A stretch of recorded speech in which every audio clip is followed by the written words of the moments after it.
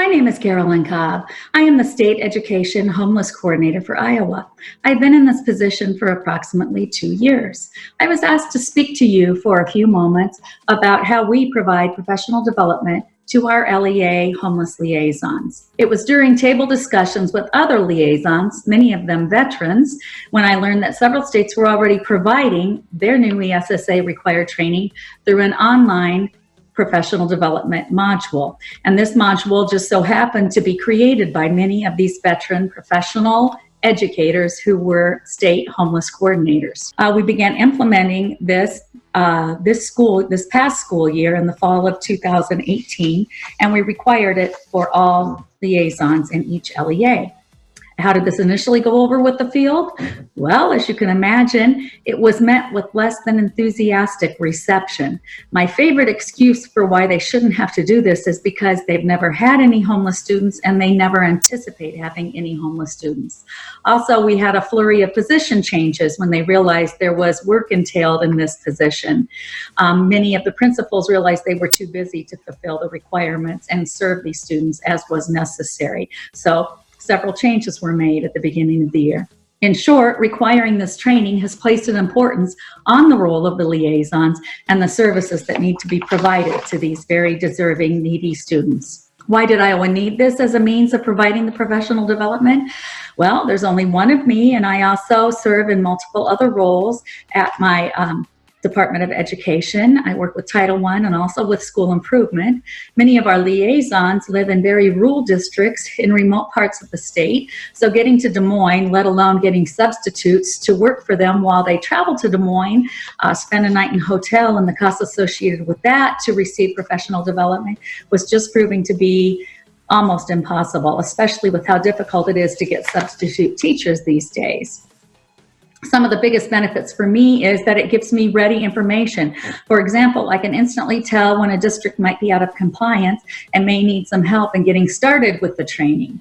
I have been able to set up a risk matrix for districts that are struggling with when the LAAs are struggling with some areas of the assessments. And I can determine when we need whole group, whole state help in certain areas to assure we're fulfilling all the needs required of McKinney-Vento. It also gives my leadership assurance that Iowa is in compliance with state responsibility for providing this training. And most importantly, it's helping us reach our goal to make sure that no homeless student is invisible and that all of them receive the services they need to be successful in pre-K through 12 education and beyond as they pursue their post-secondary potential.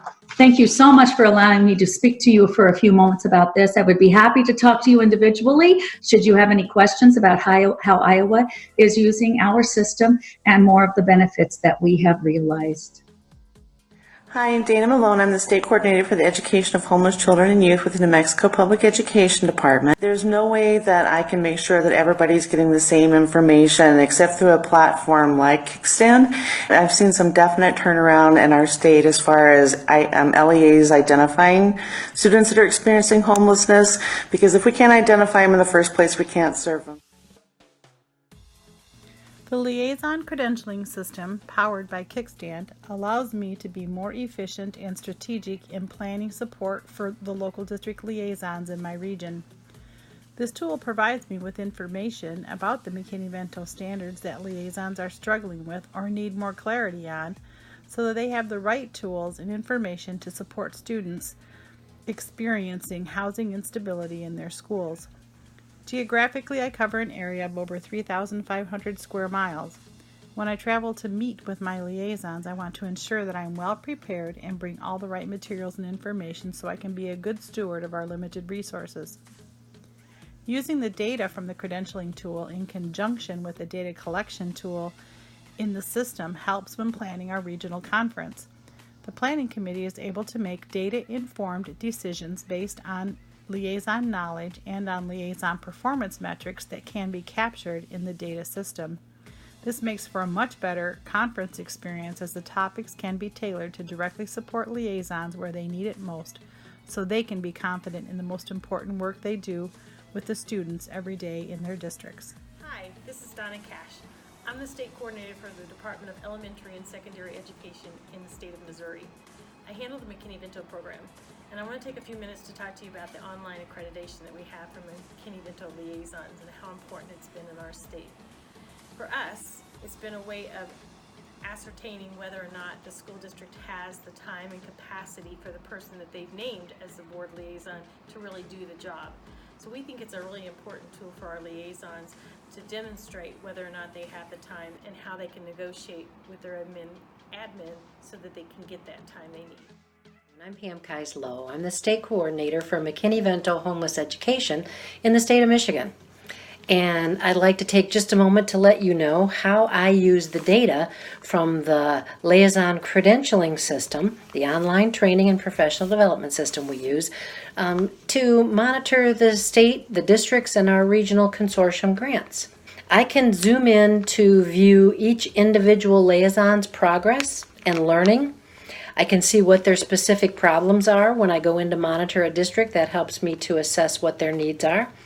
I can also zoom out to the consortium level and see what each of our regional consortia are doing. I can monitor the grant coordinator for that consortium of districts to find out what their progress is and where they might need help working with their districts. I can also zoom out to the state level and take a look at the state progress in our course overall. So I can see where they may need more resources, additional information that is set up for them. And I can communicate right through this system with each liaison and coordinator when there is a need to do that.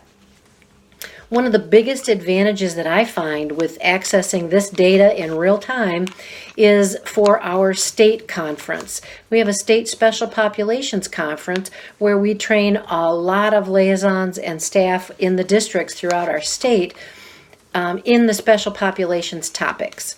In particular, with homeless education, I can zoom into the system to find out what topics overall in the state need more information, need more training, which questions they miss, and which standards and resources relate to those questions. So I can present sessions at the state conference on those to all of the attendees and also post them online afterward for their support.